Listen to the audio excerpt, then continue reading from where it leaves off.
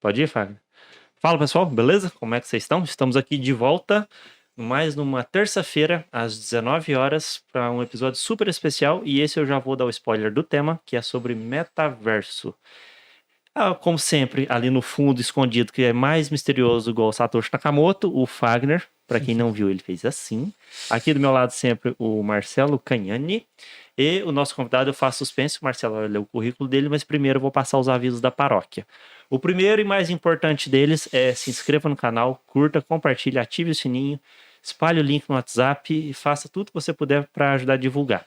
O segundo aviso esse eu aprendi a falar isso com o Marcelo, depois de muitos trava-línguas ao vivo, entre aspas, ao vivo não, gravados, né? Rentabilidade passada não é garantia de rentabilidade futura. Depois desse aviso, tem outro. Isso aqui não é recomendação de investimento, não é nada disso de falar compra que vai dar certo, não se trata disso. É um bate-papo sobre temas relacionados ao mundo de criptomoedas e afins. O outro a gente está aqui com a consciência tranquila, e eu acredito que vocês têm a consciência pesada das suas contribuições pelo Pix. Até agora tivemos um total de 0 doações, a gente fica muito feliz. Recordando, todo vídeo tem a descrição da chave no fim do vídeo, e eu falo ela aqui, é papodecripto@gmail.com. Vai cair na conta do Marcelo, se precisar a gente faz prestação de contas, e além de você quiser contribuir, você pode mandar sugestões do que a gente pode fazer com o dinheiro que receber, que agora a gente recebeu um total de 0, nos comentários. E, eu esqueci de algum? Eu ia só comentar uma coisa assim, na verdade recebemos um total de R$1, porque eu acreditei que a chave estava errada, eu resolvi mandar pra gente R$1. Então já temos R$1 e você pode opinar o que a gente pode fazer com esse R$1. Aí eu resolvi mandar R$1 e deu certo, chegou. Ou seja, está funcionando. E tem um aviso especial hoje. Se você não sabe o que comprar para o seu namorado ou namorada nesse Dia dos Namorados próximo... Que já foi. Então não adianta. Não adianta.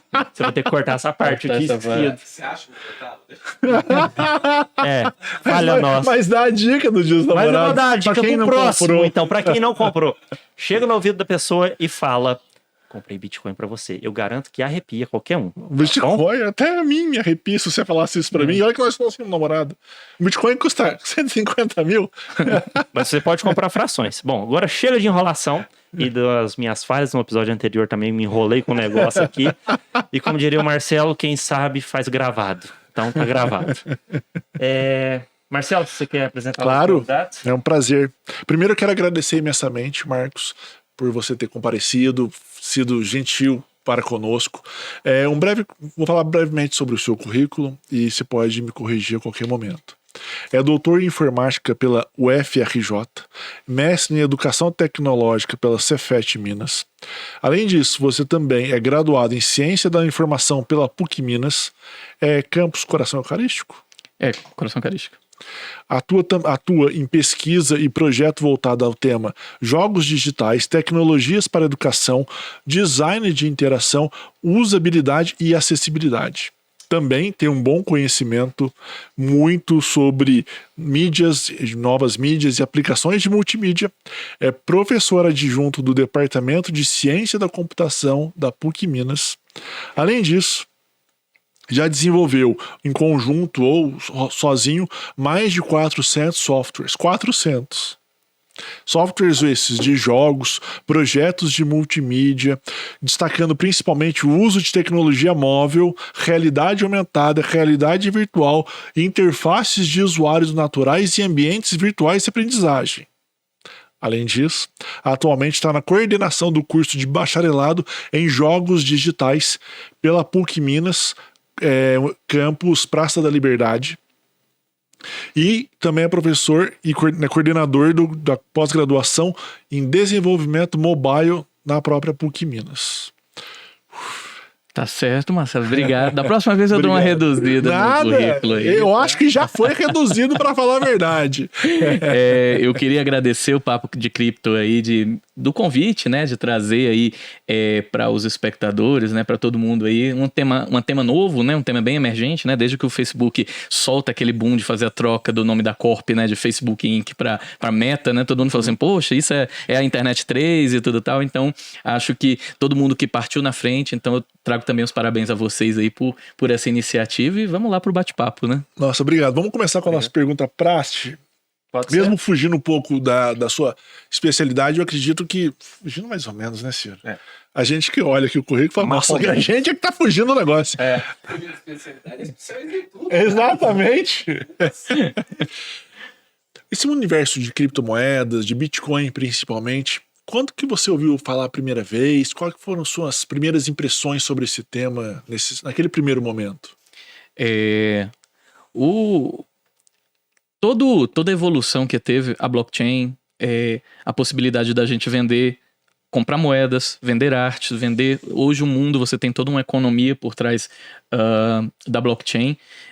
O meu primeiro contato com o universo, ele tem mais ou menos uns 5 anos, era provavelmente na época que o Bitcoin dava a primeira subida, né, pós aquela época que houve distribuição massiva de Bitcoin, todo mundo comprava Bitcoin barato, infelizmente não comprei nenhum Bitcoin. Não ganhou né? nenhum Não também. ganhei nenhum também, nem troca de no mesmo pizzas, clube. né, todo mundo no... Estamos no mesmo Exato. barco. Assim como muitas coisas na tecnologia, a tecnologia ela tem uma volatilidade muito grande. Então, falar que você vai conseguir prever com exatidão os próximos 10 anos em tecnologia é muito perigoso, né? Assim, a gente tem um horizonte claro ali de mais ou menos 5 anos e com a blockchain, com as criptomoedas, né?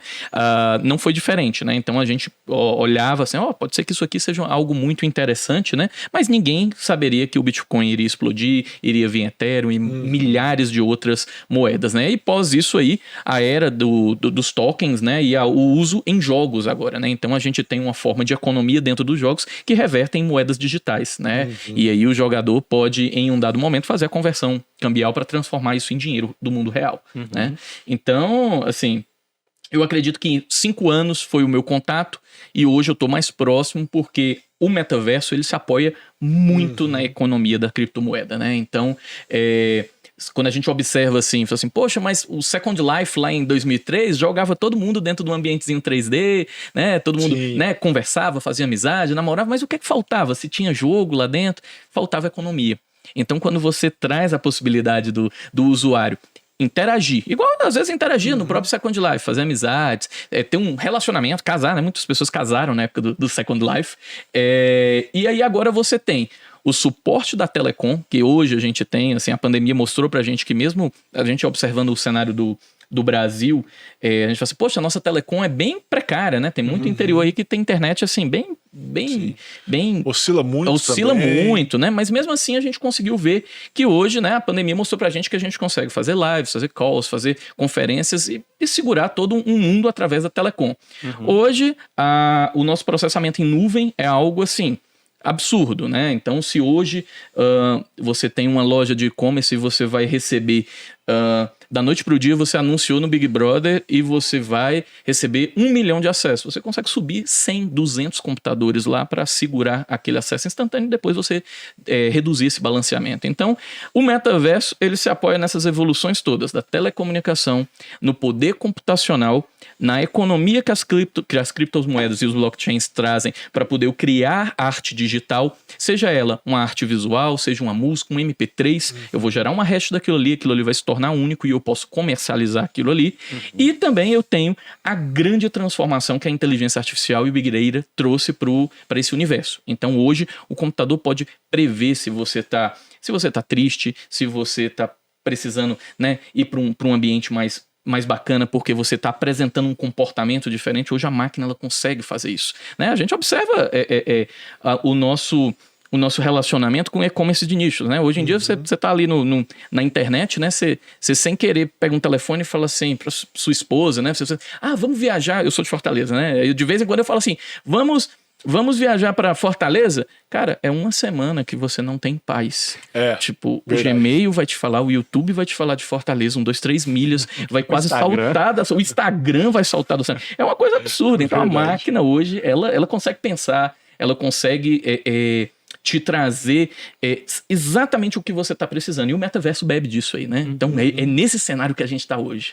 Pode ser que às vezes apresente algum delayzinho, mas de uma forma geral não. Às vezes você já comprou o negócio e eles estão te oferecendo ainda. E chega de novo, né? Na verdade você comprou e ele passou um mês depois de te oferecendo a mesma coisa, né? Exato. Mas claro que oferece aquilo que você buscou. Buscou, isso. Não tem uma troca, não sei como recorde de algo, ou às vezes parece relacionado também. alguma coisa. Ô Marcos, eu com o Marcelo, a gente tem uma certa noção de metaverso, mas pra quem tá nos assistindo, o que seria uma definição? É bom a gente, né? A gente falou muito sobre o termo, né? Falou das várias coisas que compõem, mas Aham. o que é o metaverso que muitas pessoas falam que vai ser a internet 3, vai ser o novo formato que as pessoas vão se conectar à rede, né? Principalmente foi do Facebook, desculpa cortar, perdão. Fala do meta, né? Do metaverso. Agora tudo é metaverso, mas o que é? O que é? O que é metaverso? Que é um termo né? que surgiu em 92. Pois é, e as pessoas acham que tá assim, tá 100% relacionado ao uso do óculos, né? Será que só com óculos eu consigo acessar aquilo ali, né? O metaverso, ele é um simulacro, ele é um ambiente lúdico que usa conceitos de imersão. Imersão é o mais alto grau de interatividade que um indivíduo, né, um usuário, ele pode ser submetido na utilização de um sistema digital, um sistema computacional. Então esse ambiente lúdico, ele faz uso da internet, de ferramentas de comunicação e realidade virtual e realidade mista para criar ambientes onde aquele usuário lá dentro, ele vai esquecer do boleto que ele tem para pagar, ele vai esquecer dos problemas aqui de fora, da mãe, vai assim, vai fazer tal coisa e tal, não sei o quê. Comida pro cachorro. Comida pro cachorro, a mulher fala assim, você já fez tal coisa, não sei o quê. Ele vai esquecer de tudo isso. E nesse ambiente lúdico e nesse ambiente mágico que ele vai ser colocado, ele se torna protagonista, ele realiza jogos, ele pode vender coisas lá dentro, comprar coisas lá dentro. Então, ele é transportado para um outro mundo, que é o mundo que ele queria que o mundo real dele fosse, né? Então, isso é um metaverso, né? Marcos, por exemplo, eu conheci um jogo de videogame por Atari, depois Nintendo, essas coisas. Isso era rusticamente também um metaverso? Jogos de videogame de modo geral, esses antigos, também pode ser conceituado como metaverso ou não? Marcelo, sua pergunta é maravilhosa, porque se a gente pega... Eu ainda não vou descer na década de 80, no surgimento dos primeiros jogos, Space Invaders e a coisa toda, Pac-Man, mas eu vou voltar um pouquinho antes desse anúncio do Facebook e como que a gente observa títulos hoje AAAs, como por exemplo Fortnite ou mesmo Minecraft, né? Se a gente observa a relação que as crianças têm com Minecraft, as ferramentas de comunicação, a forma deles se arranjarem em comunidades para construir coisas semelhantes, eles juntarem amigos para um objetivo comum. Obviamente, Minecraft não tem nenhuma economia lá dentro que eles possam, né, vender coisas lá dentro, né? Mas, por exemplo, quando eu falo de Fortnite, eu posso vender skins, eu posso vender coisas, eu tenho como gerar uma economia. Quando eu começo a observar esses títulos que aproveitam da interação, algo chamado de interatividade sinergética, que é a capacidade do computador gerar ambientes lúdicos que não são iguais aos de uma partida anterior, são completamente diferentes, com a capacidade dos usuários conversarem entre si, essa sinergia que a gente tem da colaboração em tempo real, isso é a característica do metaverso. Então eu poderia dizer que quando eu olho um Minecraft, quando eu olho um Roblox, quando eu olho um Fortnite, aquilo ali já é um metaverso. Obviamente, para que eu tenha o que eles chamam daquela plenitude da utilização de um metaverso, eu teria que ter o óculos, né, para que eu olhando para todos os lados eu vejo aquele ambiente em 3D, e eu ter a economia lá dentro. Então, uma forma de eu ganhar dinheiro... A economia, ela é determinante para o metaverso. Ela é determinante pelo fato de que seres humanos se arranjam em torno de duas coisas, desafios e recompensas. A gente pode falar assim, não, mas eu não sou motivado por dinheiro. Mas nem sempre a recompensa é algo financeiro, né? Então, assim, você pode ser uma pessoa super altruísta que, tipo assim, seu hobby é ajudar pessoas carentes. Você não vai ter nenhum tipo de retorno financeiro com isso. Mas isso é um tipo de desafio e que te traz uma gratidão, um certo sentimento de realização. Traz um retorno social. E traz um retorno social, pois é. De Então, status social. de status social, né? Então, assim... Quando a gente observa, então, essa característica humana do desafio, da recompensa, da fama, da conquista, Fortnite, Roblox, Minecraft, todos esses títulos dos últimos 10 anos pra cá, eles se encaixam perfeitamente, né? Obviamente, quando a gente aí retorna lá na década de 80, 90, né, que a gente tem os primeiros jogos, né, e aí a gente ainda não tinha multiplayers, né, naquela época. A gente tinha jogos arcades que davam pra jogar de 2, né, na verdade, porque o controle era dividido, né? Então, aqueles jogos, eles ainda estavam... eles estavam cunhando o que seria o conceito realmente de interação, de jogo. Não dá para me classificar eles, talvez, como um metaverso, porque a característica do metaverso é usar a internet para fazer essa comunicação Por em exemplo, tempo real. Warcraft. Warcraft era um jogo de 2000 mais ou menos. 2000 mais ou menos. Comecei já Empires, já começava rudimentar ainda, isso, mas ter o multiplayer. Multiplayer. E quando a gente começa a olhar esses jogos... Assim, poderia ser tipo o Metaverso 1.0, tipo Web 1.0. Poderia ser. CS estaria nessa também, né? CS, por exemplo, é engraçado que a gente observa que o seguinte... Metaversos, eles são características de mundos abertos muito grandes, né? Então, quando a gente pega o universo, por exemplo, de CS, a gente tem campanhas lá que são mapas pequenininhos, né? Tipo assim, mapa que você sai de um lado pro outro em uma partida de 5 minutos, né? E que juntam no máximo 5 de um lado, 5 do outro, ou mais um pouquinho, né? 10 de um lado, 10 do outro, para poder plantar a bomba do outro lado. Então, assim, quando eu olho para um CS e tudo, ele tem objetivos muito claros ali e definidos. O metaverso, ele não tem isso. Ele é mais amplo. Então, assim... Pois é, o GTA você tem um mundo gigante, você pode ter colaboração de outros usuários e você pode sair pelaquela cidade loucão, né, sem um objetivo muito claro. Mas eu acho que só a gente conseguiria converter no conceito de metaverso se em um dado momento essas pessoas se juntassem, começassem a conversar para realizar coisas que elas querem em comum, existisse troca... existisse uma economia lá, não precisa trocar cripto, não precisa trocar bens, mas poderia, vou trocar um skin com você, vou trocar um carro, vou trocar coisas com você, gerar uma economia dentro desse ecossistema. E esse mundo ter tarefas para você, coisas para você fazer, para não te deixar perdido lá dentro. Se a gente observa um GTA, dá pra mim ir passando com o carro em cima de algumas coisas, né? Matando uma coisa, roubando um carro, fazendo alguma coisa. Dando uns tirinhos por aqui e por ali. Mas não constitui uma integralização de objetivo comum. Vou dar um exemplo aqui. Num GTA, por exemplo, quando a gente observa um jogo... Vamos pegar jogos de cartas, jogos de roleta, que primariamente todos os jogos advêm disso aí. Se a gente vai na pré-história, a gente vê que já existia, né? Modelos clássicos de jogos baseados em carta, dado, né? O dado é algo assim... Um clássico.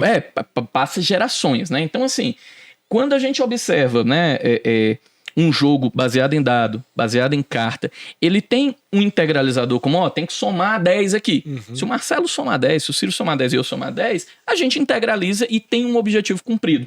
Quando eu pego um GTA e eu tenho, tipo assim, a possibilidade de passar carro por cima de alguém, dar tiro pra cima, roubar alguma coisa, fazer alguma coisa, é muito um objetivo individual. É possível que o Marcelo queira andar com o carro passando pra cima, o Ciro queira atirar e eu queira assaltar. Então, tipo assim, não há algo que a gente olhe e fala assim... o que é que nós três podemos fazer que nós três conseguimos chegar no mesmo lugar? Então o metaverso ele tem muito disso. Lá dentro eu tenho vários jogos que as pessoas chegam em torno, olham a descrição de como ele vai ser executado e todos eles têm que atingir aquele coeficiente no final.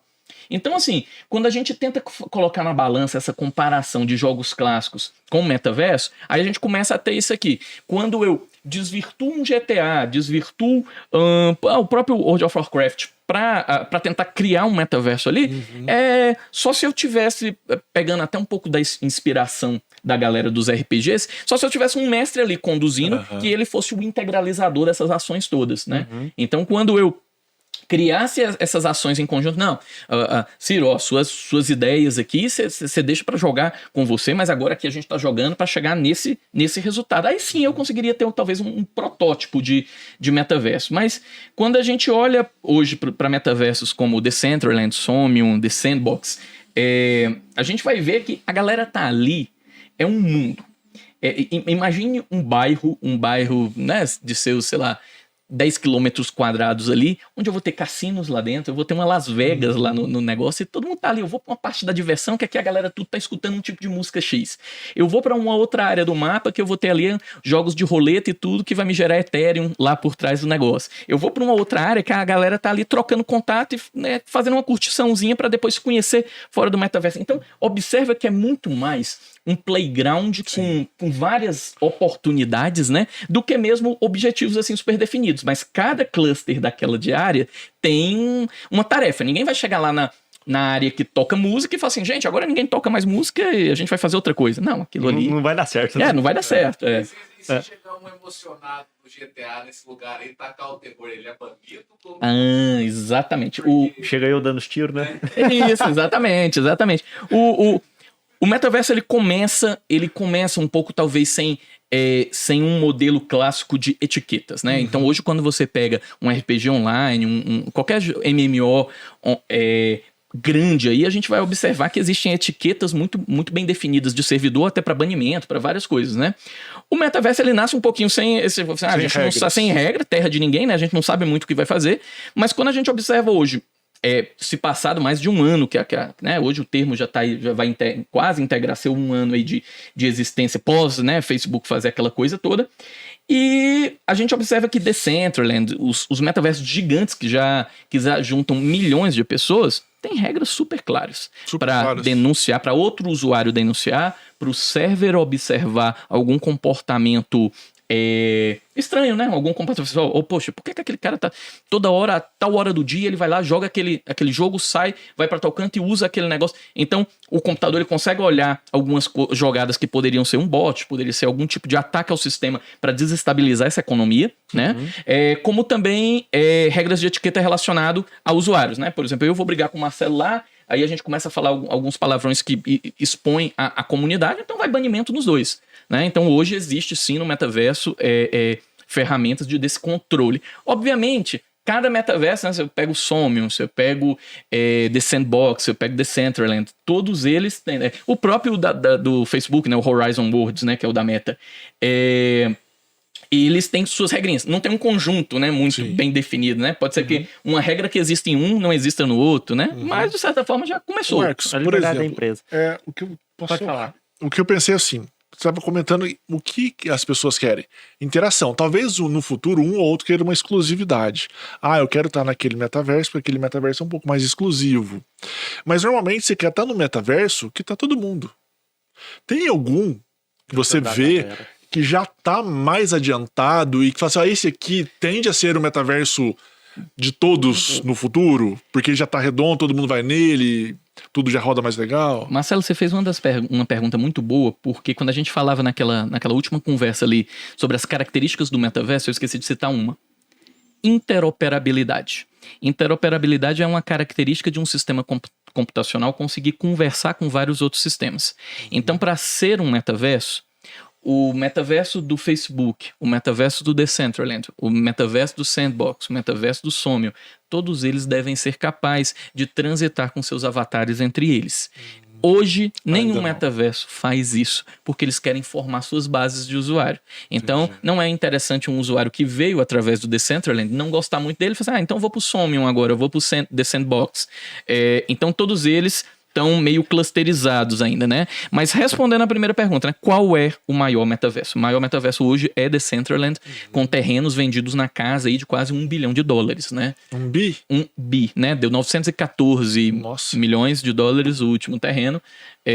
Isso já faz bastante tempo, uns 6 meses mais ou menos, então hoje já deve estar na casa de 1 bi. E o que é que acontece? Nossa, mas é muito difícil. Pois é. Eu ia falar que era um pichincho. Pois é. Pra quem comprou, talvez seja no futuro. Seja no futuro. Pois é, não, e a gente não tá falando de terrenos muito grandes, gigantes, não. São terrenos... né? Não chega a ser um kitnet, mas chega a ser, talvez, um quarteirão do tamanho de um estádio de futebol. Eu gosto muito da referência do estádio de futebol, né? Porque a área do campo ali tem mais ou menos 120 metros por 45, aí você coloca a total, né, uns 180 por uns 80 mais ou menos, é o que seria um mundo desse, um terreno desse que foi comprado por esse valor. Então Decentraland é o maior, por incrível que possa parecer, o Horizon Worlds da Meta, né, do Facebook, não é um dos mais acessados. Ainda não decolou. Não decolou. Ele está sendo usado muito, o pessoal está usando para fazer muitas conferências, essas live calls que você coloca várias pessoas juntas, né, e faz uma reuniãozinha de negócios ali. Mas nada assim, né, para as pessoas, vamos jogar agora, vamos sair desse universo. Então o Facebook não tá grande assim. Eu imagino que as grandes promessas depois de Decentraland é The Sandbox e o Somnium, talvez os 3 mais ali, né? Aí depois vem o Facebook e depois uma outra promessa que eu imagino para um horizonte de talvez uns 5 anos para frente é o é o universo que a Microsoft vai construir através do HoloLens. O HoloLens é um dispositivo de realidade mista que ele vai sim ser utilizado para metaversos, né? Então eu tenho certeza que a indústria com certeza vai construir metaversos. Assim, por exemplo, a BMW, que sempre sai na frente, eu me lembro que há uns 10 anos atrás, quando realidade aumentada começou a ser um negócio super bacana, a BMW já tinha algumas oficinas que você, tipo assim, apontava o celular e ele conseguia mostrar no carro ali qual peça precisava ser trocada dependendo do conjunto de revisão que você fosse fazer. Então eu acredito que, por exemplo, uma BMW com um HoloLens, ela vai chegar numa oficina, o cara vai abrir o capô do carro e ali mostra como que desconecta o negócio. Então, isso é a realidade mista e tem como você levar, por exemplo, levar todos os chefes de oficinas, todos os mecânicos para um ambiente de metaverso, para um treinamento. Chegou um carro novo, não quer deslocar ninguém lá para nenhum lugar para fazer um treinamento. Você faz o treinamento dentro do metaverso. Então, isso vai ser uma sacada muito boa. E a Microsoft, ela quer atacar o mercado corporativo, né? Principalmente com o HoloLens. O objetivo da Microsoft é o corporativo, com o HoloLens. Mas ela tem algum plano para fazer, vamos dizer assim, para a sociedade civil, sem ser a parte industrial? Do consumidor final mesmo. Consumidor final? Pois assim? Hoje, como consumidor final, nós conseguimos comprar um HoloLens, né? Mas o HoloLens custa 20 mil reais, né? Então, assim, quando a gente fala muito em consumidor final, a gente dá um jeito de transformar a tecnologia em algo que seja acessível, né? O que seria acessível de um óculos hoje? R$1.500, R$1.500, R$2.000. No limite, né? Mas quando a gente observa hoje, a outra fabricante de óculos que tem vendido muitos óculos para metaversos é a HTC. Ela tem hoje até uma linha de óculos para metaversos, que é chamado Vive, e ela tem um metaverso que chama Viverse, e ela consegue ter óculos na casa de 3.000, 3.500 aqui no Brasil, né? Então já está chegando. Já estão chegando, próximo. A gente consegue Mercado Livre comprar, chegar bonitinho, só que na casa de, para começar, 3.000, 3.500. Então ainda é pesado, ainda né? É pesado. Porque quando a gente observa que 3.500 é o óculos, se eu acrescento mais R$500, mais R$1.000, eu compro um PlayStation 5, que é o console todo completo. Então, para usar aquele óculos, eu ainda vou precisar ter um computador muito bom. Então, o óculos, ele não é o conjunto de hardware completo para você acessar o metaverso. Para quem não tem nem o computador, tipo assim, vai precisar também do computador.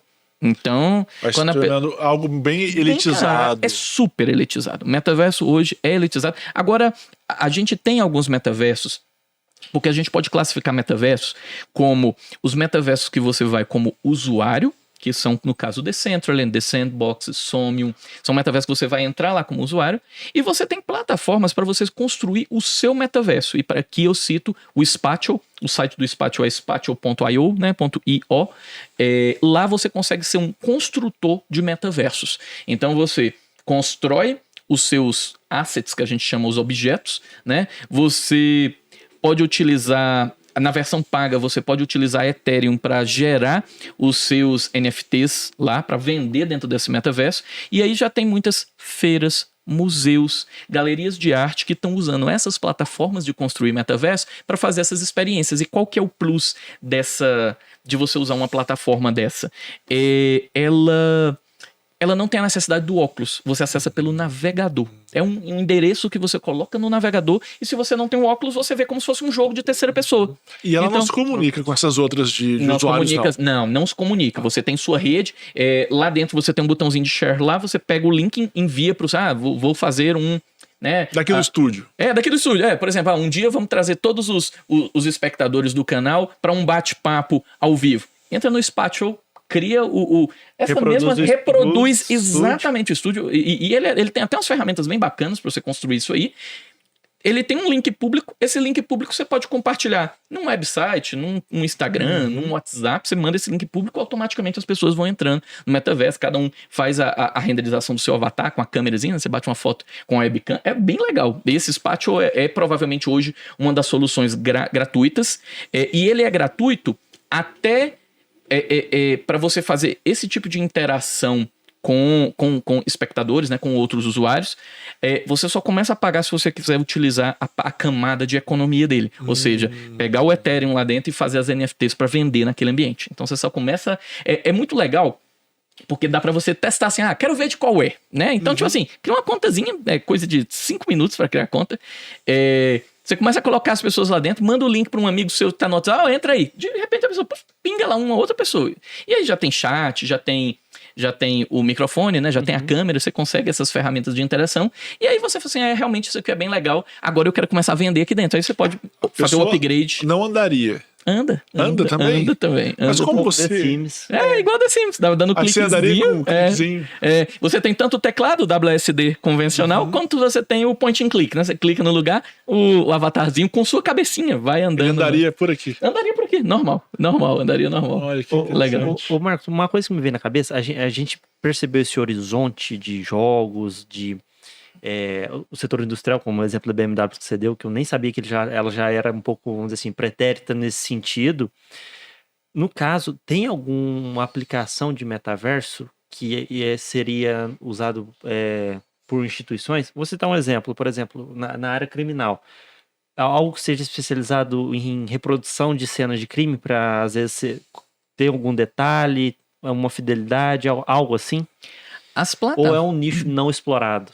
Pois é, assim, quando a gente pega coisas muito específicas, né, por exemplo, um ambiente, né, sei lá, uma cena de um crime, ou uma aula de medicina para explorar, por exemplo, o corpo humano, ou, por exemplo, uma aula, né, de geografia para mostrar o planeta, mostrar as coisas lá, né? Uma aula de história, reproduzir uma cena histórica. Uma cena histórica, né? Hoje, eu desconheço alguma empresa que venda conteúdos para metaverso já personalizados para esse tipo de temática. As plataformas, elas vendem o ambiente para você ser o construtor. Entendi. Então, você tem que pegar uma plataforma que vai ter um mundo vazio, inclusive o Spatial, quando você tem a opção de mandar ele gerar um mundo vazio, ele gera um mundo infinito, onde você tem que começar a colocar. Aí você coloca um piso, coloca uma casa, coloca as coisas e você constrói aquele cenário. Eu não sei de nenhuma empresa hoje, e talvez isso, Ciro, seja até um modelo de negócio para atuar no metaverso. Olha, eu sou uma empresa especializada de gerar cenários para metaversos, né? Então, se você me contratar, eu gero um cenário, sabe? Quer um cenário de corpo humano, de uma aula de biologia, quer um cenário, por exemplo, de uma cena de um crime, quer um cenário para uma aula de história das pirâmides do Egito. Então isso aí talvez seja um modelo de negócio. Vai depender um pouco só da resolução. Quanto mais próximo da realidade ficar, melhor vai ser a sua venda. Isso, a imersão, né, dentro daquele mundo também, né? Porque esse Decentraland, eu não lembro, acho que o The Sandbox eu vi. Ele é tipo muito ruinzinho, cartonizados. Né? Isso, eles são todos. A gente ainda não tem. Tipo, o gráfico é meio ruinzinho, né? Porque uma das coisas que a gente tem que relação aos gráficos que a gente tem hoje, é um gráfico mais rústico, por assim dizer. Se a gente compara o metaverso com jogos AAA, né? Então você pega um título, tipo, você pega um God of War, você pega né, um Dark Souls, você pega esses títulos de hoje, compara com um gráfico de meta. Tipo assim, não é nem comparável.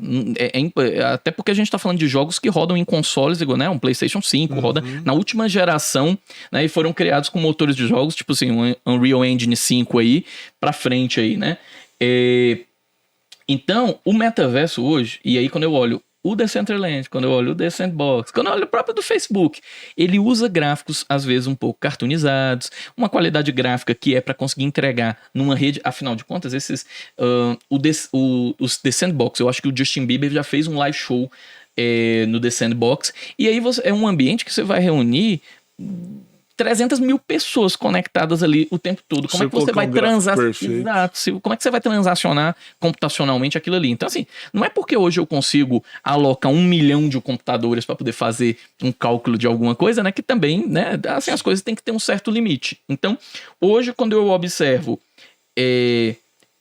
o Horizon Worlds do Facebook, Decentraland, The Sandbox, Somnium, todos esses têm esses gráficozinhos um pouco assim, sei lá, um Minecraft, um cartunzinho, né? Tipo, é muito parecido com aqueles Animal Crossing também, aqueles joguinhos de animais, tipo um fazendinha com animais lá, tipo, é a mesma coisa. Todos eles seguem esse...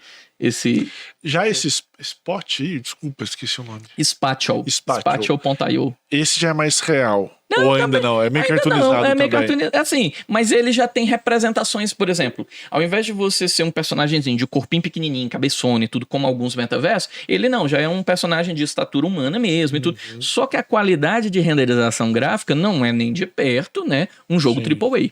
né? Você dá para observar claramente, né?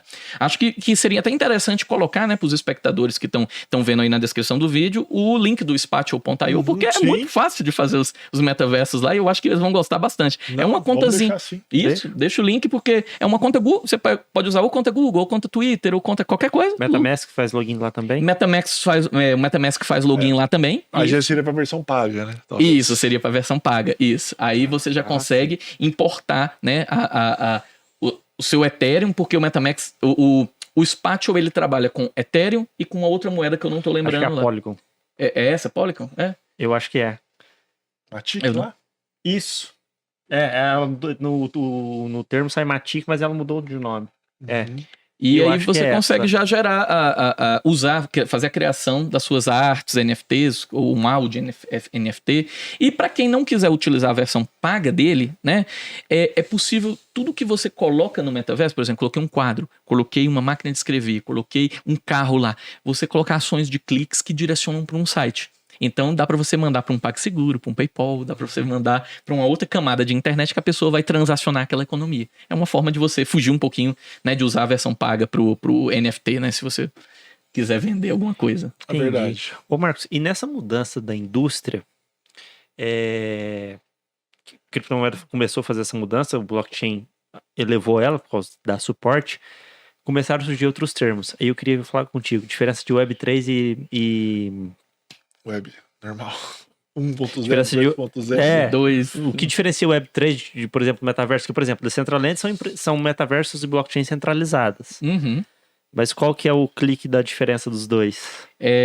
Pra gente conceituar isso aí, a gente tem que olhar a evolução da internet, né? Então, Aham. quando a gente observa a criação da internet, vamos pegar aí final da década de 80, década de 90, né? A internet ela chega comercialmente no Brasil 97, 98 e tem toda aquela explosão, né? Mas comercialmente a gente já começa a utilizar a internet nos anos 2000. E naquele primeiro momento a internet era para resolver o quê? Comunicação. Então é enviar e-mail e consumir conteúdo digital, ler texto e ler hiperlink, né? Então eu lia conteúdos que eram interligados, eu saía de um texto, ia para outro, mandava e-mail, recebia e-mail, conseguia enviar fotos. Então a Web 1, como ela foi concebida, digamos assim, ela tinha o propósito de resolver problema de comunicação. Aí a gente tem toda aquela explosão do que seria chamado de Web 2. O que seria a Web 2?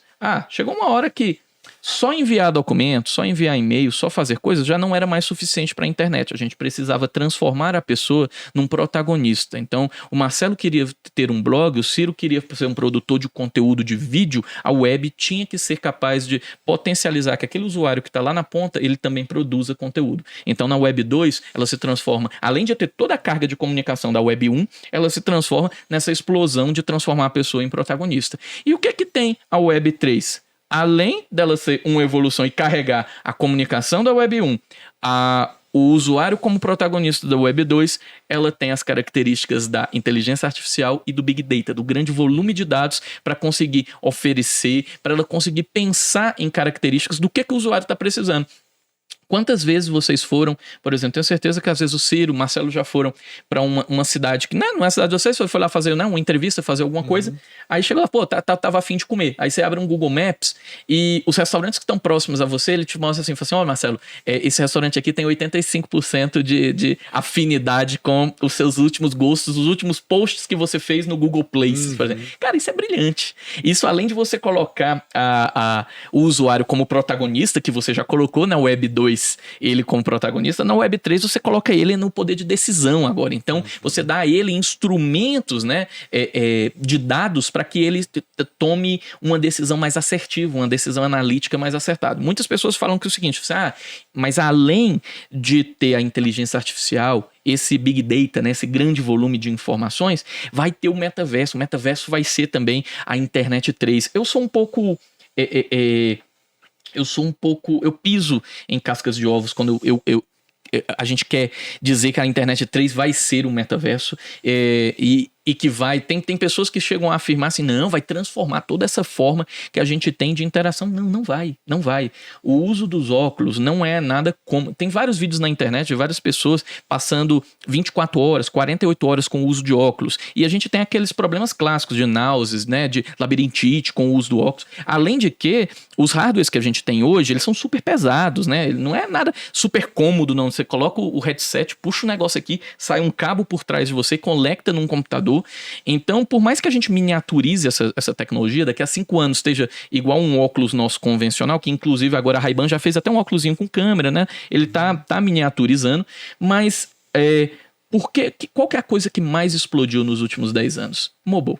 A coisa que mais explodiu foi smartphone, smartwatch e a capacidade da gente resolver todas as nossas tarefas de produtividade em telas pequenas. Então hoje a gente roda o Office 365 nos smartphones, a gente roda o Google Docs, o Presenter, os Sheets, tudo dentro do smartphone e a gente resolve tudo por lá. Você já pensou que se eu começo a dizer que a internet vai ser o metaverso e toda tarefa que você precisar executar, você precisa parar seu carro para poder colocar um óculos ou acessar um ambiente com uma tela grande para você... Não vai. A interação humano-computador, ela mostra que a gente tem especializações muito bem definidas para certas tarefas. E hoje, a sociedade, de uma forma geral, já se habituou. Minha mãe hoje, por exemplo, utiliza smartphone. Mas eu, por exemplo, não vejo num horizonte próximo ela utilizando o metaverso. Então, assim, é tanto que quando a gente observa pesquisas sobre utilização de metaverso, a gente vê que tem crianças que estão nos 13 anos, que seriam a primeira classe de usuários que poderiam usar o metaverso, e vai até pessoas de 40, 45 anos ali. O público maior tá 25, 30 anos. Então é a galera jovem que quer ver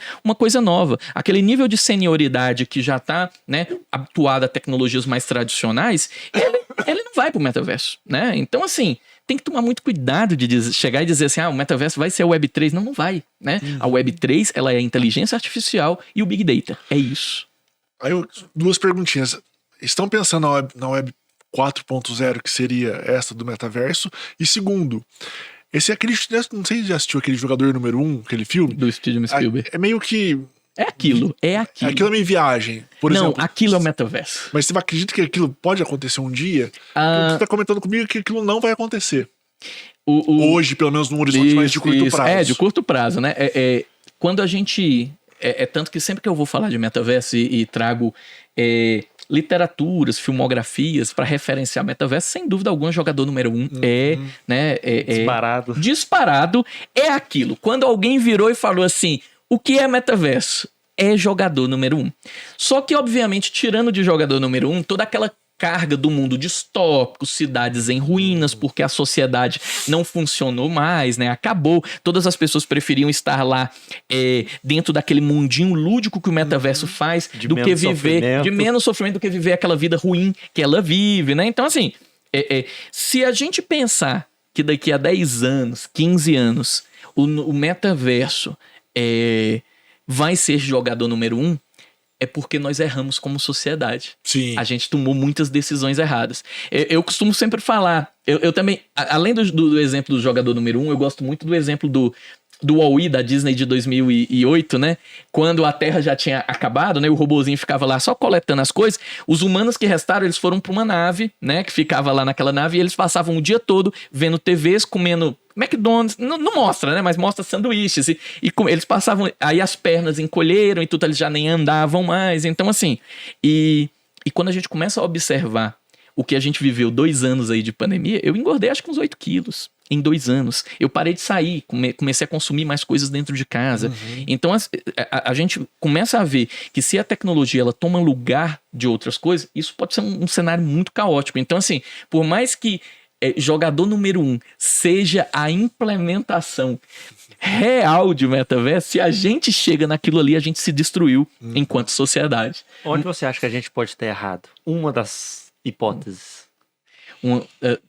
Se a gente chegar nisso aí, não? Se você vê que tá caminhando, onde você vê que pode ter errado? Eu acho que a gente tem que... A tecnologia, historicamente, ela veio para resolver problemas pontuais. Sim. Né? Então, eu sempre começo minhas aulas, as minhas disciplinas que são de interação humano-computador, explicando que a primeira tecnologia do mundo, lá dos homens das cavernas, nasceu porque o homem da caverna, ele pegava o coco, Aí, tipo assim, ele viu que a mão dele era incapaz de abrir um coco, né? Falei assim, pô, eu tenho uma limitação aqui. Aí até que deu uma fagulha nele, falou assim, poxa, eu vou bater esse coco numa pedra aqui. Ele, pô, que doido, a pedra show pra caramba, abriu o coco. Chegou uma hora que alguma coisa que ele foi abrir não abria com a pedra, e ele inventou o tacape, né? Aquele, né, machadinho, aqueles negócios deles lá. E aí surge a tecnologia como uma extensão da capacidade humana. E aí, na história da tecnologia, as primeiras tecnologias elas tinham como objetivo a resolução de problemas fisiológicos e de segurança. Então, tipo assim, eu quero casa, eu preciso construir uma casa, um abrigo da chuva porque é frio, é ruim, eu preciso fazer fogo, preciso fazer tal coisa. Hoje em dia, as tecnologias elas são muito usadas para resolver tarefas e para realizações pessoais. Então você instala um app aí de relacionamento porque talvez você tenha alguma dificuldade de ir na rua e se relacionar de uma forma tete a tete, né? Você, por exemplo, instala... você coloca, por exemplo, um robô aspirador na sua casa, porque às vezes você fica muito fora de casa e precisa que ela esteja limpa ali naquele momento.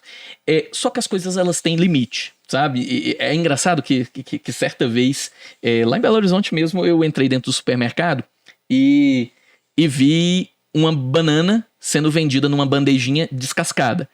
Cara, a vida pra uma pessoa que compra uma banana descascada, ela chegou ao fim, né? Tipo assim, eu olhei aquilo ali, eu demorei. Eu falei, o cúmulo da preguiça. Não, é o cúmulo do tipo assim... Só faltava a tua cortadinha. Não tava as rodelinhas. Pois é, mas tinham 3, eu peguei a bandejinha e falei assim, que fruta é essa aqui? Deixa eu olhar o que é isso. Que, tipo assim, eu olhei e a gente não acha que vai ser uma banana descascada, né? Eu olhei, banana. Aí eu falei assim, caramba, então assim, eu tentei até pensar alguma situação, falei assim, poxa, pode ser que tenha alguém que tem problema pra abrir a casca e tudo tal, não sei o que, mas quando a gente começar a utilizar a tecnologia muito para substituir coisas que um computador ele não consegue emular, computador não emula emoção, computador não emula sentimento, computador ele não consegue mediar todas as relações humanas. Quando a gente pegar uma máquina e usar para substituir todas essas coisas, esse vai ser o nosso ponto, o nosso erro da curva. E se a coisa continuar desse jeito, a gente chega no jogador número 1. Né? Você acha que a gente está chegando com uma inteligência artificial para conseguir emular isso? Porque a gente precisa, para ter essa ruptura, uma inteligência suficientemente inteligente, digamos assim, para conseguir transformar nessas... Você acha que a gente já está caminhando bem para isso? Fala assim, na verdade, vai falar assim pra gente. Na verdade, a Skynet está chegando, né? Pois é. O Marcos vai pra cima, a gente já tá nesses 5 anos. Eu acho que os nossos espectadores nesse momento chegam naquela curiosidade exatamente dessa palavra. Existe a Skynet, né? A gente tá próximo de uma Skynet.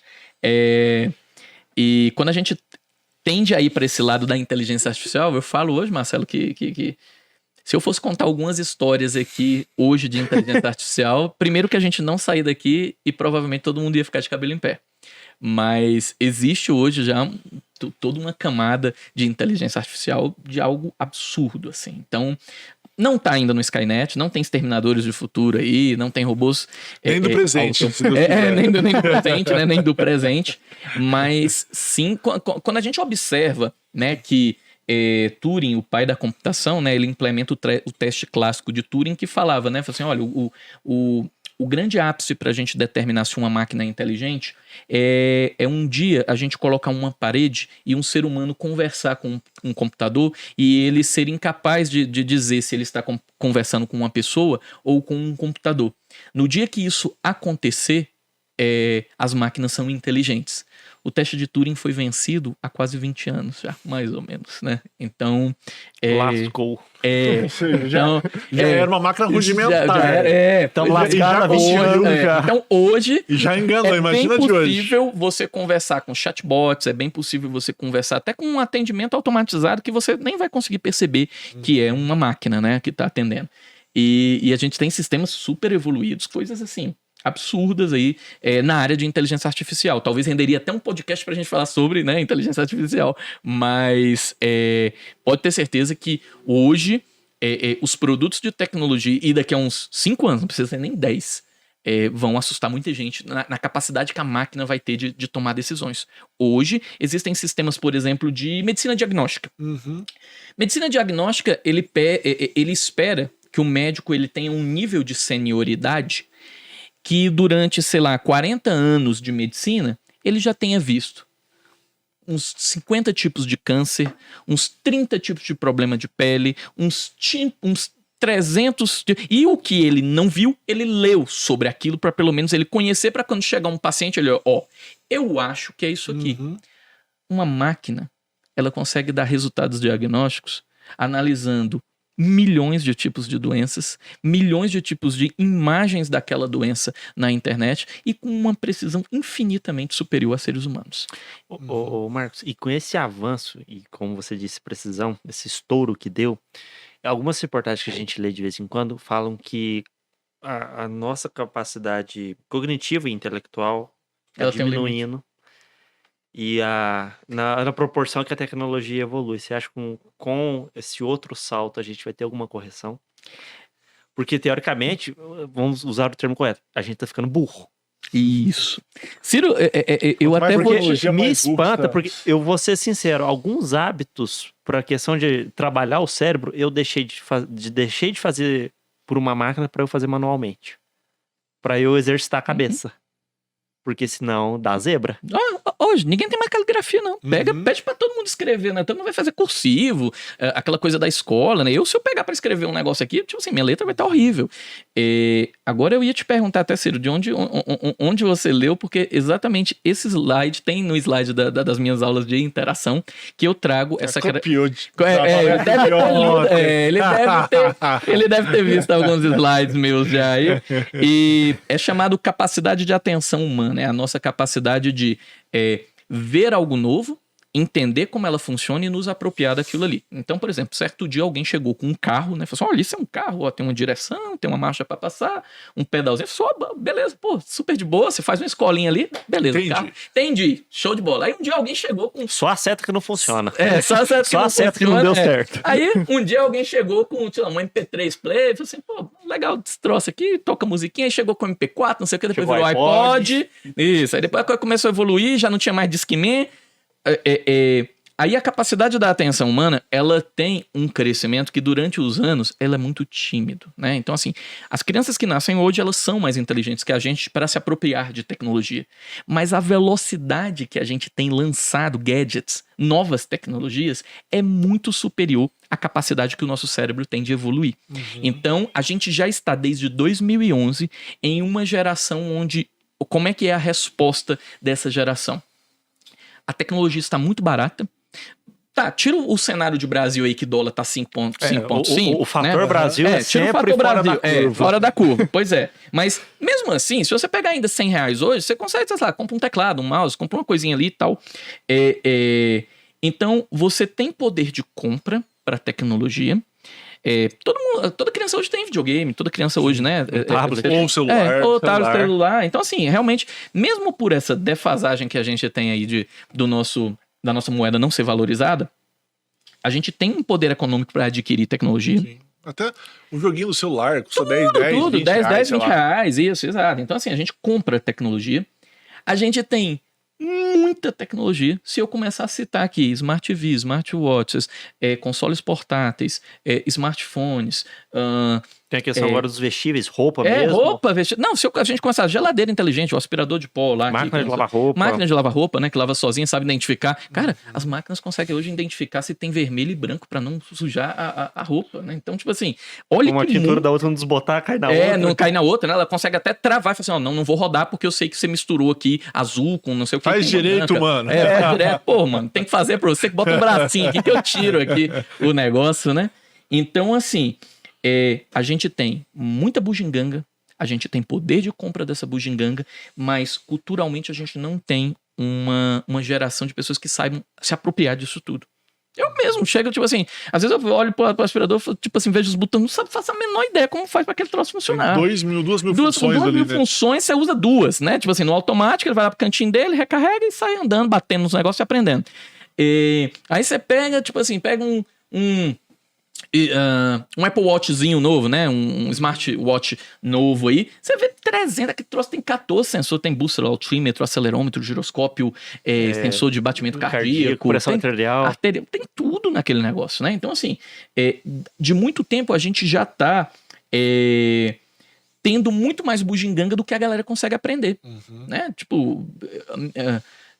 Observa hoje, por exemplo, uma pessoa, né, de meia idade ali, talvez os seus, né, 50 anos ali, ele usa no máximo um celular e no máximo um notebook, mas ele poderia usar o quê? Um celular, um smartwatch, um notebook, um tablet, ter uma Smart TV em casa, a cafeteira dele ser também, né, ligada num sistemazinho tipo, né, de IoT, né, de internet das coisas. Então, assim, hoje tem muita coisa, mas as pessoas, elas reducionam. Né? Então, sim, para os próximos anos, a gente vai ter muita bugiganga, vai poder comprar e a nossa sociedade ela vai estar, assim, um pouco estagnada. É isso que as pessoas falam assim, a sociedade está um pouco mais burra, né? Uhum.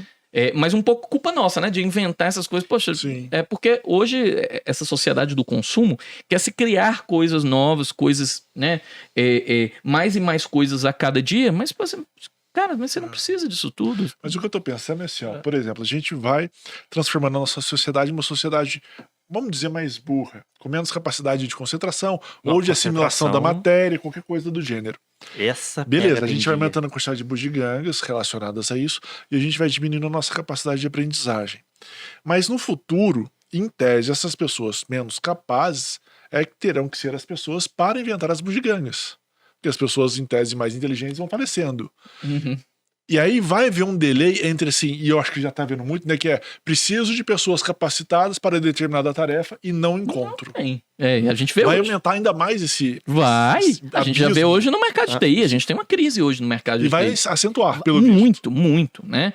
E eu costumo falar que, principalmente na área de tecnologia, as pessoas, eu costumo escutar muito, né? A gente tá na academia, a gente escuta direto as pessoas falando assim, hoje em dia eu não preciso mais estudar, eu não preciso mais fazer nada para aprender tecnologia, eu consigo desenvolver um app móvel aí, só com vídeo de YouTube, eu consigo fazer certas coisas só vendo um tutorial de internet, né? Então as pessoas às vezes falam assim, não vou atrás de uma formação clássica porque a internet me subsidia a fazer aquilo ali. Então o que a gente está vendo hoje com tecnologia é o que a gente viu há 50 anos atrás, por exemplo, o mestre de obras virar pedreiro. Então, tipo assim, eles nunca viraram engenheiro, eles nunca sabiam fazer cálculo estrutural, eles nunca sabiam fazer aquilo ali, porque ele se limitou a aprender o que o pedreiro ensinava. Então o que a gente vai ter em TI é um monte de operários, né, de mestres de obras de TI que sabem programar uma coisinha, mas do ponto de vista conceitual, de pesquisa, né? Ele vai ser muito limitado, porque ele não frequentou uma escola que formou a capacidade crítica a ponto dele. Por exemplo, você comentou desse site, né? Que vai criar uma realidade virtual. Eu vou ser capaz de gerar a realidade virtual, mas o site que cria a realidade virtual, esse eu não consigo fazer. Isso, você não... Exatamente, perfeito. As pessoas vão conseguir fazer, eu consigo entrar lá e fazer uma salinha, beleza. Mas e o site que faz a salinha? É o que sempre vai estar ganhando mais. Exatamente. É o que sempre vai estar ganhando mais. Esse não vai ter demanda, não vai ter mão de obra para criar ele. Esse é o que já tá faltando, né? Isso é o que já tá faltando. A gente tem, né, muitas pessoas falam, eu faço site, eu construo, né, uma aplicaçãozinha, eu faço, né, um sistema de leading, faço tal coisa. Mas no dia que você fala assim, poxa, tá vindo uma multinacional aqui, vamos pegar, pega uma Magalu, pega uma Magazine Luiza lá, que tem, por exemplo, que precisa ter uma estrutura toda logística para saber armazenar nos galpões dela quais produtos saem mais, quais produtos saem menos, e eu preciso escrever um algoritmo para fazer isso aí. Como é que eu vou tomar as decisões, né? Problemas clássicos como o caixeiro viajante, qual cidade eu vou primeiro para ser mais rápido e tudo. Então, assim, quando muitas das vezes, se eu não procuro me especializar, ter uma formação para conseguir ter esse pensamento crítico, eu vou ficar estagnado a ser um operário. Então a gente tem que transformar a cabeça das pessoas para que elas continuem crescendo, para continuar crescendo e evoluindo. Não adianta aquela ideia de que terminei o ensino médio, vou parar de estudar, terminei a faculdade, vou parar de estudar. Tipo assim, gente, isso não existe mais. A gente vai estudar a vida toda. A gente vai precisar aprender coisas novas. Tá certo, às vezes você não vai fazer, né, uma pós-graduação, você não vai fazer alguma coisa, mas você vai fazer um cursinho, comprar um livro bacana, você vai ler, se informar com um amigo seu que já tá trabalhando ali. Então, o nosso processo de aprendizado ele tem que ser contínuo. Hoje acabou essa história de, não, acabei os estudos. Cara, essa frase, tipo, acabei os estudos é muito boa. Acaba, né, com essa frase. Né? Acaba com essa frase. Tipo assim, toda vez que você precisar usar essa frase, cara, tem algum problema na jogada, né? Não, e é difícil, assim, o que eu fico pensando, nossa, pelo amor de Deus, quem sou eu para falar alguma coisa relacionada a ministros do STF? Não sou. Mas o que eu vejo às vezes é que as decisões são muito rasas, em alguns momentos. Sim. Por exemplo, eles não sentam com criticidade e falam assim, peraí, se eu decidir isso, como é que vai funcionar? Eles vão só para aquela, vão para onda, se o cara tá falando e tá num negocinho, vamos todo mundo votar favorável. Aí gera um dano gigantesco. Isso com o Congresso também, em leis. Vamos criar essa lei que é legal, bonitinha para todo mundo. Aí gerou um problemaço essa lei. Nossa. Isso acontece rotineiramente. Que é o que você está comentado em relação ao senso crítico. Como é que você vai colocar nas pessoas, com essa tecnologia exacerbada, que a gente não precisa nem limpar uma casa mais, nem ler um livro, esse senso crítico de pensamento profundo? Ô Marcelo, você tocou num ponto fundamental que institui, assim, como a sociedade ela evolui, como que a sociedade ela se arranja. E o fator primário que estabelece que a pessoa vai ter esse senso crítico desse tipo de decisão é a educação. Então, a família ela tem que educar desde pequeno a criança para ela entender assim, olha, cara, escola não é tipo assim um troço ruim, você vai ter que estudar a vida toda se você quiser ter um certo tipo de sucesso, se você quiser ser alguém, ser um agente transformador da sociedade. Então, pensar nesse ponto de mudança tá lá nos pequenos. A gente voltar lá nos pequenos e a gente conseguir estabelecer. Quando a gente começa a observar, os Estados Unidos colocou lógica de programação, pensamento, lógica computacional como um conteúdo agora transversal ao ensino infantil e médio. Então, o Brasil pode fazer o mesmo também agora. A gente começar a fazer com que as crianças, os adolescentes, eles pensem criticamente, consigam tomar decisões em um mundo hoje que é domado por tecnologia. A gente não vive sem tecnologia. Provavelmente, se os algoritmos, se os robôs que estão lá, por exemplo, na operadora de energia elétrica falhassem agora, a gente ficaria sem energia aqui. A gente ficaria sem água. Né? Então, assim, fechar essa venda e falar assim, a gente vai viver num mundo, só se você for morar na roça, né? E lá você gerar sua energia, você fazer essa coisa toda, né?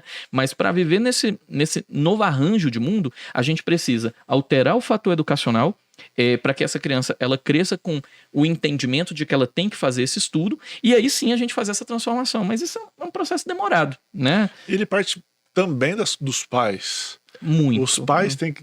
Olha, eu preciso ensinar meus filhos. Cara, eu sinto falta, eu percebo que os pais às vezes não têm o empenho de conhecer a tecnologia que o filho tá usando.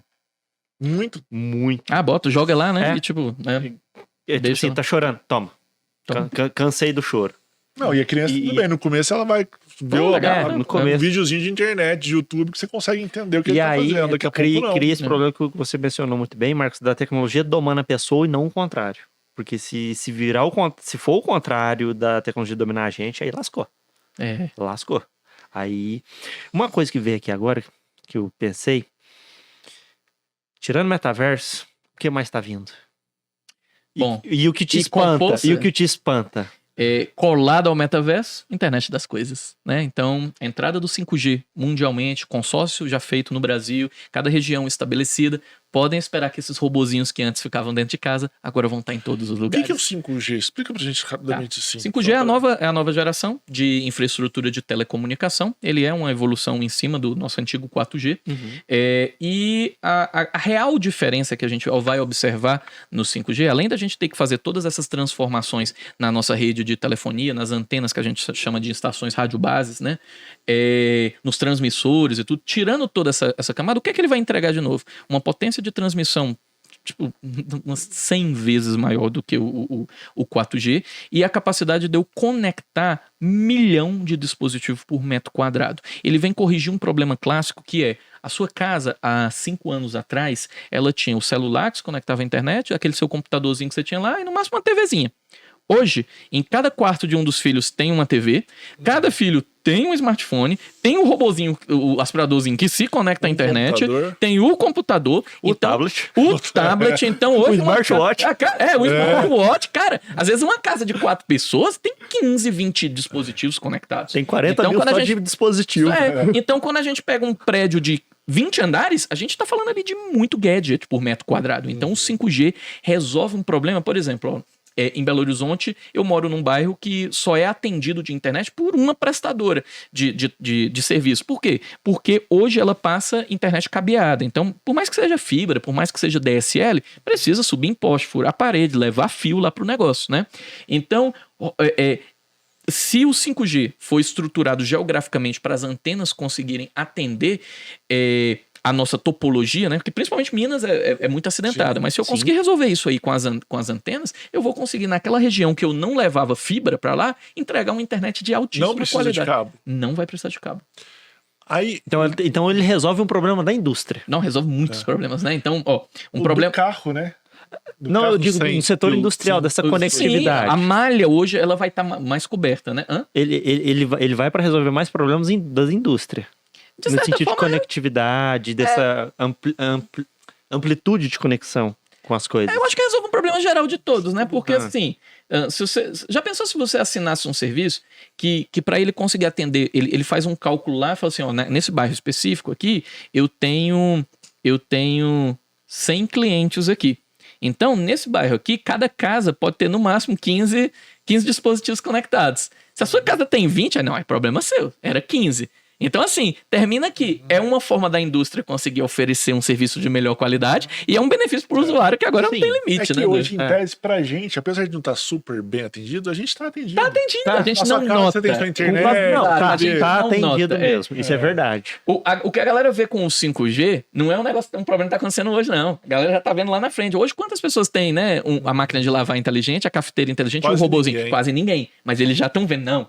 Isso aqui, quando entrar, porque lá nos Estados Unidos já entrou com força. Meus amigos todos lá têm a geladeira, a máquina de lavar, o aspiradorzinho e a cafeteira. Pelo menos esse. Aí soma-se a esses 4 aqui as TVs, os smartwatches, os smartphones, o desk e os notes. A gente está falando de uma casa com 30 gadgets, né? Sim. Então, lá esse problema já está iminente. Então aqui a gente ainda não... A gente tá, não, 4G tá massa, tudo tal. E tem uma implementação muito boa, né? 4G hoje entrega uma internetzinha super funcional. Eu faço várias lives. Às vezes eu tô numa cidade que eu não tenho ponto de internet, ou o hotel tá ruim, eu puxo meu 4G e vai embora. Pode ser que às vezes deu uma osciladinha, uma travadinha, mas Vai. caminha razoável. Caminha. Só uns Então, segundinhos ali de delay. mas tá de boa. Então, assim, com o 5G, imagina resolver isso aí. Não tem oscilação, nada. Não. 5G. A gente tem que observar que uma implementação de um protocolo de comunicação, ele depende muito também da qualidade de infraestrutura. Então depende muito do transmissor que está instalado lá naquela antena, da fibra ótica que liga a estação de comutação móvel que tem na base dele. Então tem toda uma cadeia, né? Por exemplo, o próprio 4G, ele era para entregar para a gente nos celulares uma internet, sei lá, quase 3 vezes mais rápida do que a que a gente tem e não entrega, né? Então, assim, só que o 5G, ele é um protocolo tão rápido que se eu pegar a velocidade dele e dividir por pelo menos umas 5 vezes, ele ainda vai entregar muito mais que o 4G. Então, assim, é fantástico. É por isso que houve toda essa corrida para o consórcio, né, do fracionamento do Brasil, né? Norte, Nordeste, Sudeste foi dividido, né, em 3 frações e tudo. Todo mundo queria pegar a possibilidade de implantar e operar a tecnologia pelos 20 anos lá, pelos próximos anos. Com a nossa infra, a gente vai ter todos os benefícios. Vai vai ter uma tem troca. Não tem um gargalo de infra, que nem você falou, depende do tanto de componentes do 4G, que não entrega tudo que tem que entregar. Não, vai ter que trocar tudo. Vai ter que trocar tudo? Vai trocar tudo. Vai trocar Então, tudo. as Até empresas- os celulares hoje tem que ter 5G para ele receber. As né? empresas que não ganharam 5G, digamos assim, vão ficar. Vão. Vai É ficar por isso que forte. foi essa loucura. Né? Impugnou Ou- o consórcio. Ou vai ter teve- que pedir uma autorização para essa vai que ter que- conseguiu, ou vai Eu fechar. acho que o que vai acontecer, por exemplo, quem ganhou um consórcio desse monstruoso, né? Por exemplo, alguma empresa aí pegou uma fração lá do Nordeste que tem umas 20 cidadezinhas, muito pequenininhas, que não vai dar um contingente de usuários muito grandes. O que é que ela vai fazer? Ela vai pegar subsidiárias locais, né? E pagar para elas operar ali o 5G naquele lugar, né? Sobre o nome da concessionária principal, né? Então, assim, vai ter espaço para todos, né? 5G é uma proposta, assim, gigante, principalmente para o Brasil, né? Por isso que teve todo esse diálogo também com os equipamentos aéreos, né? A gente tem um processo de frequência diferente do 4G, né? Para que não influenciasse nos dispositivos, né? De controle de tráfego aéreo, de torres de comando, né? Então é um negócio... Para a gente ver uma implementação igual a gente tem hoje do 4G, para a gente ver do 5G, 5 anos. Né? 4 anos, 5 anos, né? Para a gente ver o que está tendo hoje, né? Então começarão onde primeiro? Por exemplo, quem pega no caso de Poços de Caldas, provavelmente vai começar aqui nessa praça, aqui na parte mais central da cidade. E aí começa se expandindo. Porque é caro também. É muito caro. É uma troca geral. Assim, você vai, obviamente, você aproveita a torre. A torre, né? Você aproveita a torre, você só troca os transmissores. Mas mesmo assim, é um investimento alto. né? Ele ainda usa fibra, né? Na base ele tem fibra, mas não é barato, né? E dependendo do contingente de usuários que você tem em uma cidade, pode ser que naquele primeiro momento não seja legal. Aí fica pro último da fila, né? Aham. Onde que implementa primeiro? Onde eu tenho um contingente maior de usuários usando. Começa nas grandes Sim. capitais, Grande aí capital e diminuindo. vai diminuindo. Até, não tem mais nada pra fazer, já consertou os que estão dando problema. Vamos pegar aqui a cidadezinha com 40 mil habitantes, né? Aham. Caramba. Vixe. E essa perspectiva eu não tinha toda do 5G. É algo muito grande. É muito grande. Preciso fazer uma pergunta que tá no meu coração. Vai lá. Você acha que essa Skynet ou qualquer coisa relacionada um dia tem grande chance de acontecer? A gente fala assim, ó, o ser humano já era, a máquina tá dominando o mundo e a gente vai ver, sei lá, nas montanhas Do ponto isoladas. fora da curva começar a tornar Sabe realidade. assim, é uma coisa meio A gente que... entra no lado filosófico e futurístico da coisa. Eu falo, né, porque o Marx ele vivencia muito. Então você fala assim, não, eu acho que é uma futurologia, mas assim, pô, ó, já vi mais distante, agora já tá Tá mais perto. me preocupando mais.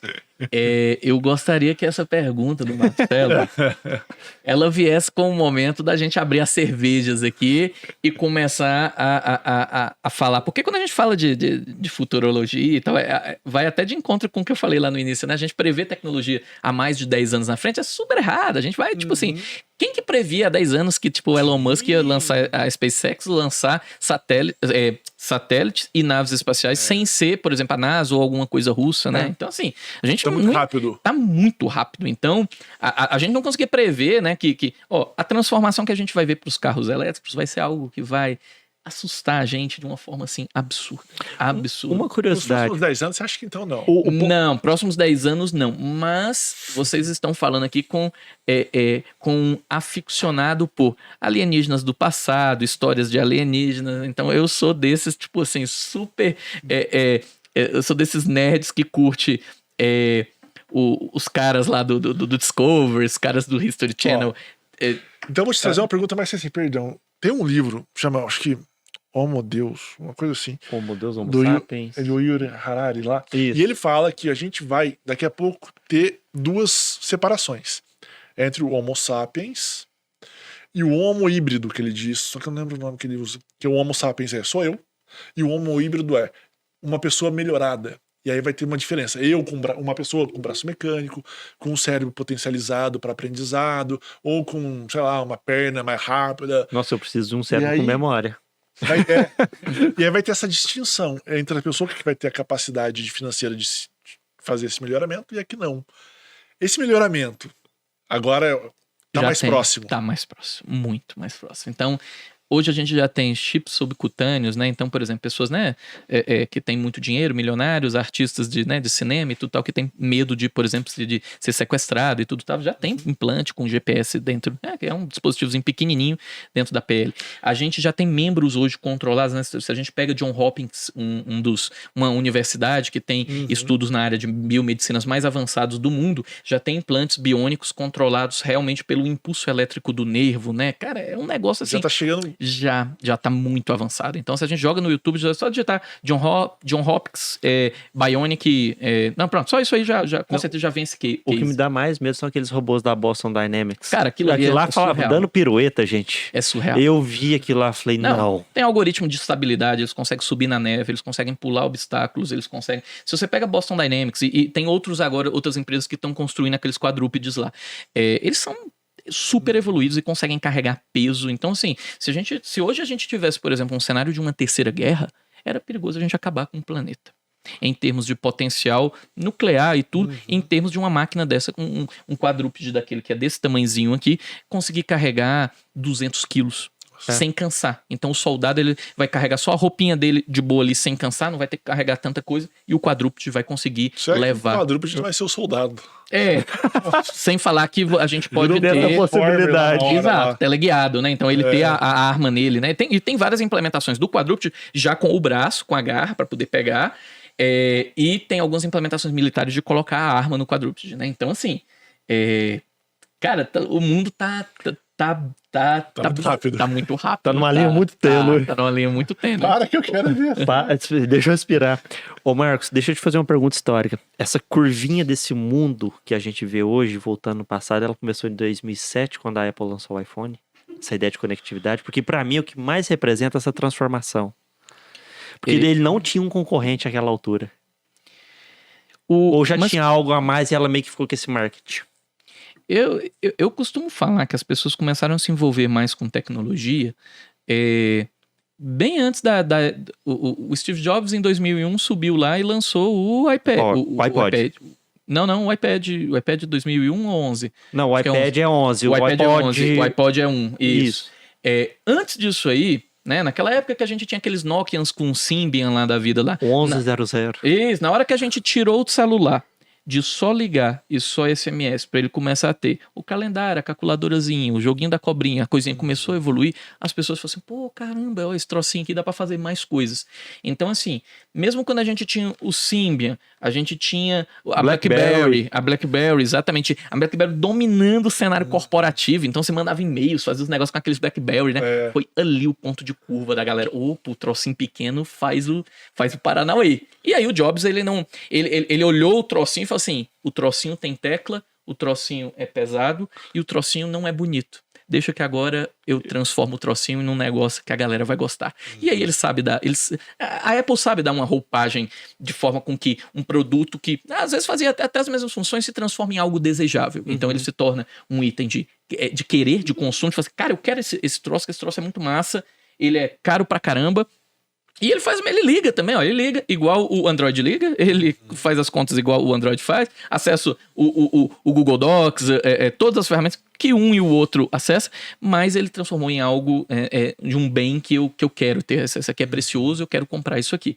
Então eu acho que o ponto da curva é essa troca. BlackBerry, Symbian, Nokia, Android nascendo ali naquele miolo, que a galera viu que dá pra levar pro celular as coisas que antes a gente precisava do trambolhão ou da torrezona, né? Então... Esse foi a ponta de... a curva. A curva, isso. Da gente chegar, por exemplo, na minha mãe. Minha mãe não sabe mexer num notebook. Minha mãe não sabe mexer num desktop. Ela não sabe... Provavelmente hoje ela saberia usar um tablet, porque como ela tem um Android, e na verdade só uma outra interface, do tablet rolaria, é um troço com uma tela maior. Mas quando ela fez essa entrada dela na tecnologia, foi quando o smartphone ele se tornou popular. Né? Entendi. Então esse é o ponto da curva pra gente aí, para o usuário de consumidor final. Então você atingir a pessoa mais sênior, a pessoa mais jovem, a criancinha que você bota a galinha pintadinha pra tocar ali naquele negócio e segura a onda. Então esse foi o ponto. A gente não tem um horizonte próximo e até observável assim uma coisa, né, que troque o celular, que diga assim, isso aqui vai ser mais disruptivo que o celular, né? Ainda não tem, né? O smartwatch, ele pega um público muito específico, né? Aquela galera que quer vida saudável e tudo tal, um certo tipo, um gadget para ter um acompanhamento de tarefas do dia a dia, ou então uma pessoa que fica sempre muito em pé e precisa que a notificação ela chegue no braço, né? Então o smartphone pegou um público, o smartwatch pegou um público muito específico. Mas eu não vejo no horizonte observável. Por exemplo, eu acho que, por exemplo, o próprio metaverso vai demorar muito tempo para ser o boom que os celulares foram. O boom que os celulares foram, ele vai demorar muito tempo. O celular fez isso muito rápido. A gente tá falando de 10 anos. Fez então, mesmo. Fez muito rápido. Eu tô pensando aqui, vai ser o holográfico. A gente tem que criar esse negócio. Holográfico. Celular holográfico. Você... Isso. Virei o celular, você tá mexendo aqui. Igual Star Wars, Tudo Star Trek, tudo holográfico, né? Seria interessante. Falando em filme, 2 filmes, né? Totalmente diferentes um do outro. Porém, Porém, é mais pensando na questão do até onde pode chegar, né? No primeiro, eu não sei se assistiu a Origem. Já. Caralho.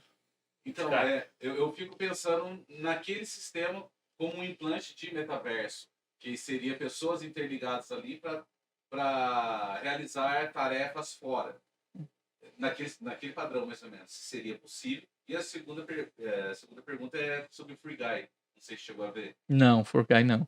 Então, é basicamente a questão do metaverso, só que a fabricante de jogo, ao invés de construir um jogo de metaverso, preferiu construir um jogo tipo Free Fire, porque o que seria mais vendável.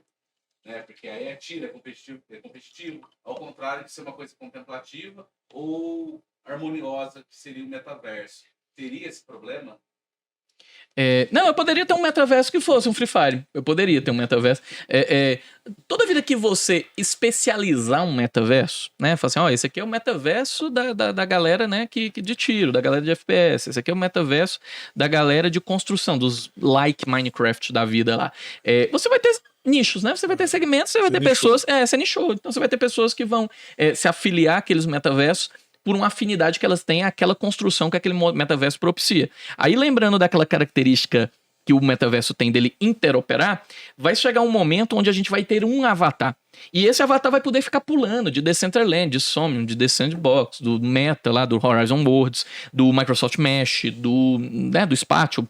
Então vai chegar uma hora que vai ficar pulando. Então é possível que tenha uma hora que eu enjoei aqui desse metaverso que é meio Minecraftzinho, bloquinho, construir coisa, construir engrenagem, tudo. Vou pular para um de Free Fire aqui para ficar um tempo lá dentro. Então, a gente... E isso é um pouco do fenômeno do que a gente observa na vida da gente. Tem época da vida que eu tô, tipo assim, ó, super afim de fazer umas coisas. Faça você mesmo, né? Tipo assim, tipo, vai no Leroy, compra uns negócios, você serra, você faz os negócios. Aí depois você tá numa época da vida mais artesanal e tudo tal, não sei o quê. Depois você tem uma época da vida que você tá... Estilo de música, né? A gente muda. Vou tocar violão, vou tocar violão, cansei, vou fazer outra coisa. Vou aprender francês, sei lá. Isso, vou aprender francês, vou aprender inglês, isso, exato. Então, com os metaversos vai acontecer isso aí. Que louco. Aí, ó, Ciro, eu tô felizão e que eu tô preocupado que também os convidados têm seus compromissos. Eu estou satisfeito também. Wagner, alguma pergunta a mais? Essa é uma pergunta você tem que válida. contar aqui. Essa é uma pergunta muito válida, porque senão vou ficar vigiar. Vou montar uma barraquinha na ciência da computação lá na PUC e falar assim, ó, quando o Marcos aparecer... A gente lançou aqui centelha de vários outros temas, né? Inteligência artificial, sobre o futuro das máquinas, até sobre ETs aqui, se a gente quiser fazer um sobre ETs. Não, e vai ser com cerveja. E vai ser com cerveja, que aí a gente pode viajar com a licença poética. Vai que não dá certo, mas, pô, tava inspirado no dia. E eu vou acrescentar, a chopeira vai ter que ser conectada à internet, porque quando a gente for vir, ela já vai programar pro chopp ela já tá gelando, exato, boa. Acabou. Mas olha, em um único episódio... Vocês estão falando. Tem que ser assim. Vocês estão de parabéns. Por mim, vai servir uma cervejinha. A Rafa já tava feliz, mano. Pensando em descer nele. Então, é programável, pá. Vocês estão de parabéns, porque em um episódio só a gente tratou de IoT, metaverso, inteligência artificial, 5G, futuro das máquinas. Cara, eu acho que fazia... Futuro da humanidade. Futuro da humanidade, né? Tipo assim, os problemas que a humanidade tem hoje, né? E eu acho que fazia muito tempo que eu não fazia. Eu gosto de falar sobre tecnologia, tipo assim, sobre qualquer coisa. Às vezes, tipo assim, é muito bom você escutar visões, pensar alguma coisa. Eu acho que isso leva a gente a pensar como que a gente pode ser melhor, né? Então, assim, acho que vocês deram hoje uma centelha muito boa para todos os espectadores de vocês. Aí. Parabéns. Você que deu essa Você que deu. A gente só... Você só fazia umas perguntas e vamos que vamos. Marcos, deixa o seu contato para alguém que quiser entrar em contato contigo. Verdade. Ou conhecer alguma coisa que você faz, uma rede social. Tá bom. Eu tô lá no LinkedIn, né? Então pode ir lá no LinkedIn. Marcos Arraes, tá? Vai na pesquisa, Marcos Arraes é o único que lista, tá? Ou então linkedin.com/in, né? /Arraes, né? É o link curto dele. Mas digitou lá na pesquisa, me acha, top. tá? A gente pode conversar lá pelo chat e tudo, tá? Não, Perfeito. maravilha. Ciro. É isso? Wagner. Posso encerrar então? Claro, fica à vontade. Gente, esse episódio vai ao ar terça-feira às 19 horas. Por favor, assista. E os agradecimentos, Marcos, mais uma vez, muito obrigado pela disponibilidade do seu tempo e por ter contribuído com esse episódio. Vou ficar muito feliz assim que sair, te mando tudo dele, o link que você pode espalhar à vontade. Marcelo, obrigado por aqui, sempre ao meu lado. Ali no fundo, o rapaz tão misterioso quanto o Satoshi Nakamoto, Wagner. Quem não viu, ele fez assim. Certinho. Pessoal, até lá.